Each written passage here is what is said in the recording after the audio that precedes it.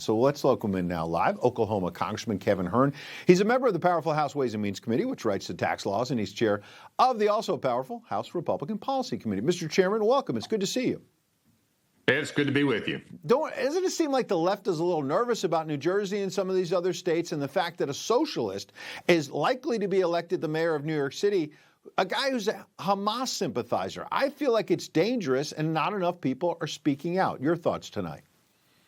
Well, it's interesting. The left is completely lost. I was just watching a post 22-hour speech on the floor of Senator Merkley, and all the press would ask him is how he was able to do that, what was going on in Portland. Never asked him why he voted now 12 times to shut down the government and keep it shut down. Now the Democrats in the House and the Senate have voted 13 times for the American people to suffer. As you just said a minute ago, the SNAP benefits are going to run out in just about 10 days, and all Americans are going to be hurting. We have our military men and women are not going to get paid in about another 10 days. We have our federal workers that are not getting paid.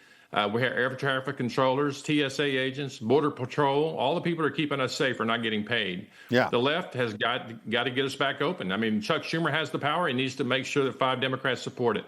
Yeah, absolutely. On the issue of pay, I've gotten a lot of actual emails and Facebook messages and stuff from our viewers who are upset that members of Congress are being paid during the shutdown. Federal workers are not. As you say, SNAP benefits are running out because the Constitution, as I understand it, protects lawmakers like yourself to be paid. I understand last night you told your constituents you're donating your pay to local groups. I hope you'll tell us about that. But what do you think about Schumer? He's still getting a paycheck when he shut all this down. Every person in America ought to ask every member of Congress during this time, if he voted to shut the government down, you should donate your pay, not just postpone it like our federal workers are going to have to wait to get their checks and pay for the things that they had to put on credit cards.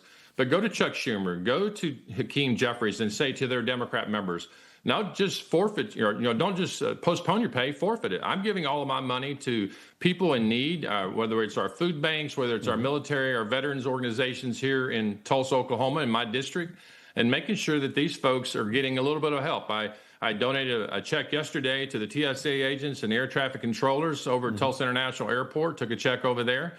We need to do this. If we're going to be in an environment where we have the ability to keep the government open, and as the Republicans did back on September 19th, the House and the Congress sent over a bill that would have kept everything going. It was a Biden-funded bill, something that Chuck Schumer had voted for 13 times as recently as March and decided now not to do it. It's insane. Let's go overseas for a moment, though. The breaking news at the top, I want to get your reaction. You're an important player on Capitol Hill. The president delivering this punch to Vladimir Putin. As you know, the left in this country has been saying, oh, he's too soft on Putin. I think he was trying to negotiate. He was trying to give Putin a chance. He's been embarrassed by Putin just walking away time and time again.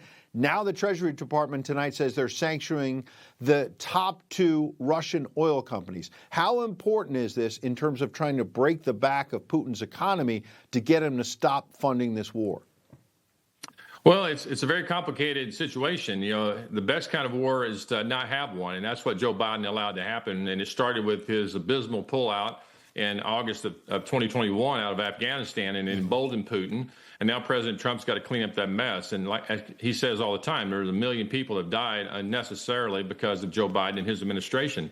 President Trump's tried every angle. He's tried diplomacy. He's tried talking directly with Vladimir Putin, and now he's going through NATO, and he's making sure that NATO is funding, the NATO members are funding to a level, and now at 5%, it was 2%, now at 5%, to make sure that they're doing what they need to do because it's in their backyard. And American people want to see everybody involved in this. The Europeans, the Canadians all are getting very involved because of President Trump, and it's going to take the free world coming down hard on President Putin to make this stop. Yeah, it's funny because you're right. The world, at least the left around the world, was saying that the president couldn't pull all these allies together. And just moments ago, he's in the Oval Office with Mark Rutte, the NATO chief, saying they've got not just the European allies, but Australia, New Zealand, and others in this fight against Putin. We'll see what the sanctions do. We appreciate your insights tonight, Congressman. Hope you come back soon.